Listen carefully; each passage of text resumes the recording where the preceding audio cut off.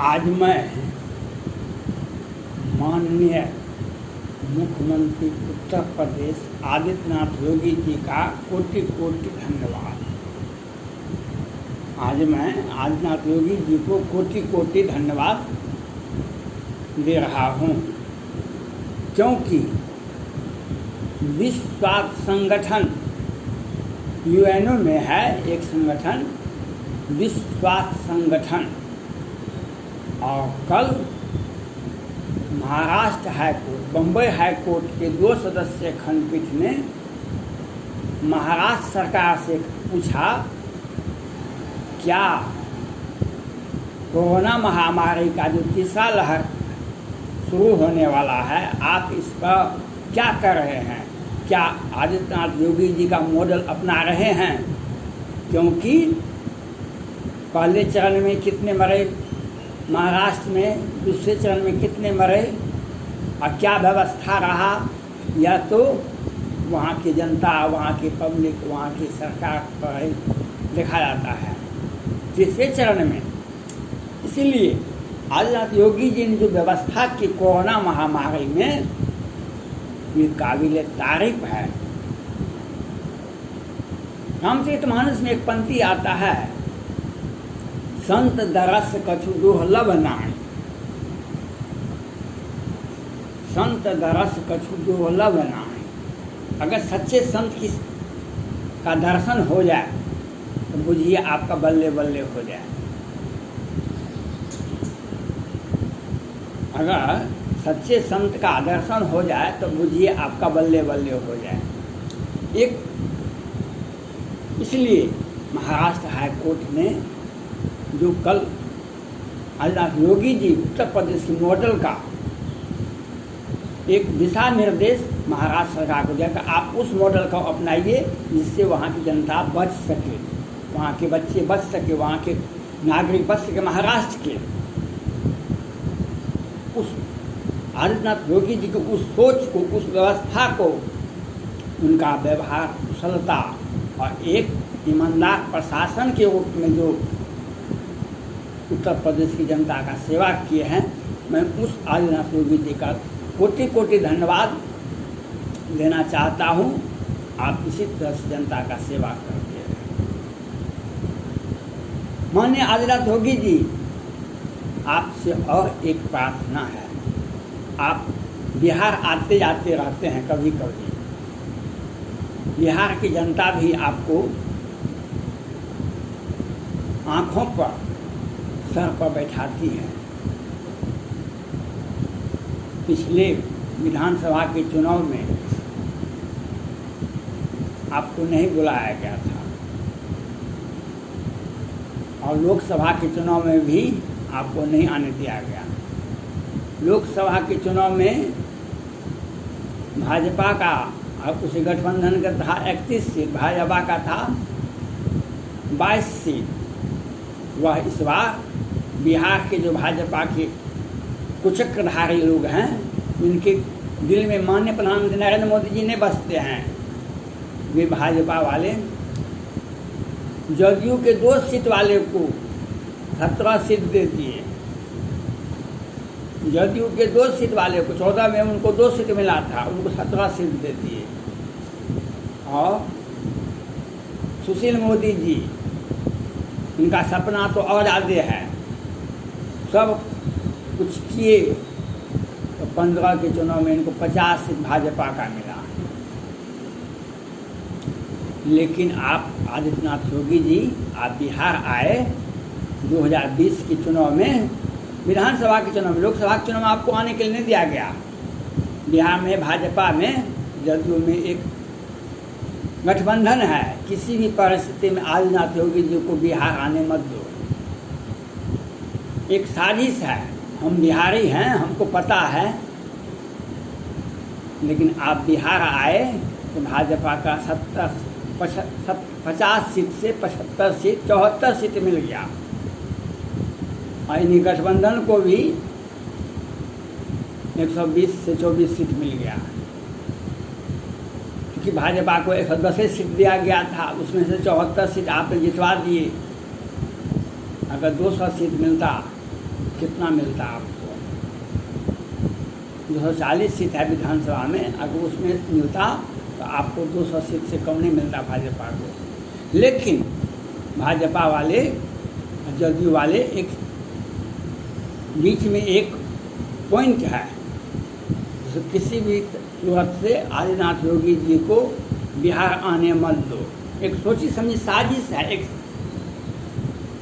लेकिन आपको बुलाते हैं पार्टी वाले तो आप आ जाते हैं। आप आ जाते हैं तो बिहार भाजपा का कद लंबा हो जाता है।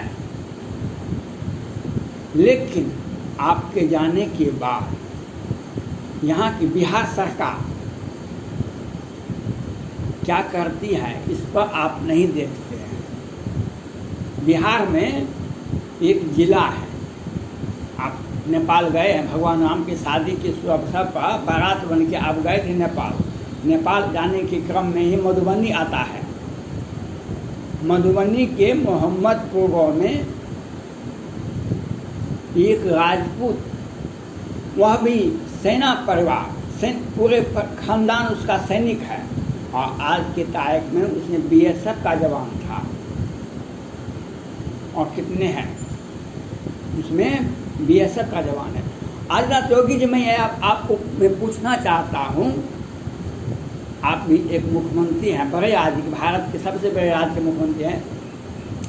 दिन के उजाले में 12 बजे से 3 बजे के बीच में अपराधियों द्वारा अत्याधुनिक हथियार के द्वारा तांडव किया जाता है। पुलिस 4 घंटे तक नहीं पहुंचती है। 5 सदस्यों की हत्या हो जाती है अत्याधुनिक हथियार के साथ, साधारण देसी बंदूक से नहीं। और उस परिवार के सुरेंद्र सिंह को पहले ही हरिजन एक्ट में भेज जाता है जेल में।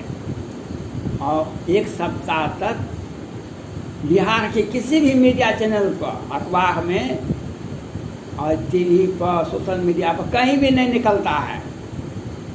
क्या माननीय मुख्यमंत्री आदित्यनाथ योगी जी, ये बिहार सरकार के बिना संभव है यह घटना? मैंने रक्षा मंत्री राजनाथ सिंह जी से अपील किए, आपके परिवार का सदस्य भी सेना में है, आप एक सैनिक परिवार को, एक बीएसएफ के जवान को न्याय देने के लिए आप आगे आए। आदित्यनाथ योगी जी, आपसे आग्रह है, जो भीषण नरसंहार, सामूहिक नरसंहार एक ही जाति के लोगों का दिन के उजाले में 12 बजे से 3 बजे तक हत्या होती है। अब विरोधी दल के नेता जाते हैं, तेजस्वी प्रसाद यादव जी, बिहार सरकार के गृह मंत्री और माननीय मुख्यमंत्री कहते हैं ये जातीय विद्वेष फैलाने गए हैं। आप माननीय मुख्यमंत्री आदित्यनाथ योगी जी ये बताइए, बिना बिहार सरकार के सौजन्य के, साजिश के बिना यह घटना हो सकती है? दिन के उजाले में पुलिस नहीं आती है, वह भी मुख्यालय से 10-20 किलोमीटर है, और गाँव में सड़क, पक्की सड़क है, और थाने की दूरी 1-2 किलोमीटर है। उसी परिवार का एक सदस्य संजय सिंह को हरिजन एक्ट में पहले फंसा दिया जाता है, और 5 सदस्यों की हत्या कर दिया जाती है अत्याधुनिक हथियार से। जो लोग हत्या करते हैं वे लोग पहले हत्या, बलात्कार, हरिजन, शराब, इस सब मामले में जेल जाते हैं। लेकिन बिहार सरकार के सौजन्य से यहाँ पर बड़े बड़े अपराधी को, जो जदयू और भाजपा से कुछ जाति विशेष से आते हैं, उन्हें आसानी से बेल मिल जाता है। पुलिस मैनेज कर देती है, शराब भी बेचते हैं, हत्या भी करते हैं, तो इनका मैनेज बिल रिहाई हो जाता है। लेकिन दूसरे लोगों को पलट के देखा तो, किसी लड़की को पलट के देखा तो आपके ऊपर FIR हो जाएगा। और मुजफ्फरपुर के बालिका गृह कांड में 11 बच्ची की हत्या होती है, 34 का बलात्कार होता है, और सुप्रीम कोर्ट जब संज्ञान लेता है, उस आदेश को भी बिहार सरकार कहीं रख देता है। कल का इतिहास, कल जो घटना हुई इतिहास में एक निर्णायक इतिहास में वह दिन गिना जाएगा। कल पश्चिम बंगाल में जो हुआ ना, 2 मंत्री को, 2 विधायक को सीबीआई ने अरेस्ट किया। बहुत जद्दोजहद के बाद सीबीआई पर भी पत्थर फेंका गया। लेकिन वहाँ के विधानसभा के अध्यक्ष ने कहा, एक संज्ञान लिया, एक कानून बताया, बिना विधानसभा अध्यक्ष की सहमति के आप कैसे हमारे माननीय विधायक को गिरफ्तार कर सकते हैं, कैसे मंत्री को गिरफ्तार कर सकते हैं। धनखड़ साहब जो वहाँ के राज्यपाल हैं, वे इस बात को समझे और उन लोगों को बिल दे दिए, सीबीआई से बिल मिल गया।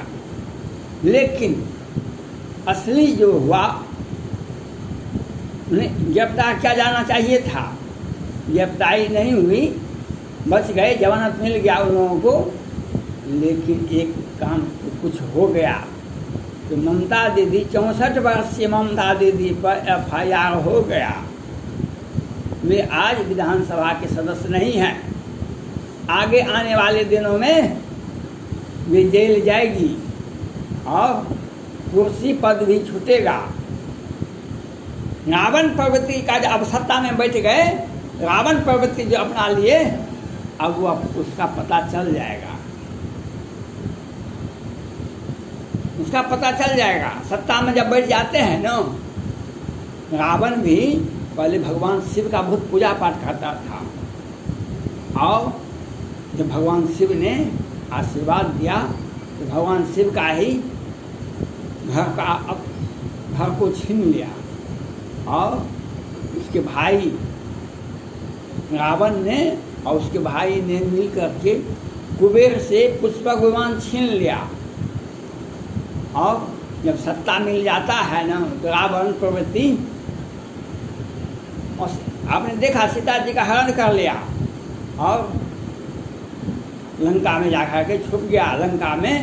लंका एक समुद्र के उस पार है जहाँ पर सामान्य आदमी नहीं जा सकता है। ये अपराधियों का अपराध करने का एक साजिश है।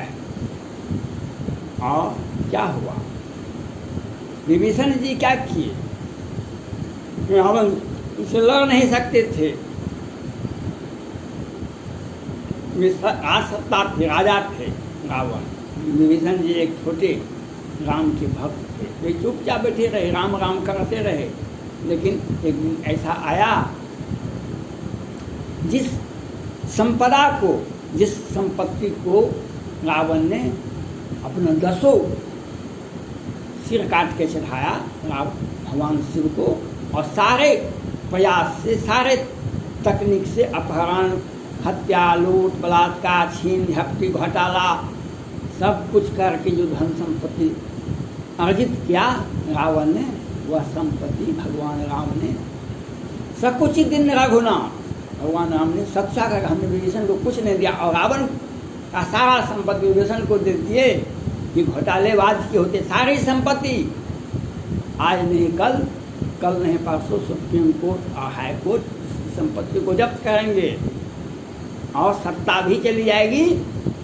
और जेल में आज जैसे विरोधी दल के नेता प्रभुनाथ सिंह, आनंद मोहन, लालू यादव जी कल छूटे हैं, और ये सब लोग सत्ता वाले कल जेल जाएंगे। मैं आदित्यनाथ योगी जी से मैं अपील करना चाहता हूँ, आप मधुबनी के सुरेंद्र सिंह परिवार के मोहम्मदपुर में जो हत्या हुई है, भीषण नरसंहार हुआ है, इसकी सुप्रीम कोर्ट के मुख्य न्यायाधीश की अध्यक्षता में इसकी सीबीआई जांच होनी चाहिए। मैं आपसे ये अपील करता हूँ, आप इस काम में मदद करें। बिहार की जनता मांग करती है, आप इस कार्य में सहयोग करें। मोहम्मदपुर के सैनिक परिवार को न्याय दिलाने में आप आगे आए। बिहार की जनता और मोहम्मदपुर की जनता आपसे याचना करती है, और सुप्रीम कोर्ट के मुख्य न्यायाधीश की अध्यक्षता में इसकी सीबीआई जांच होनी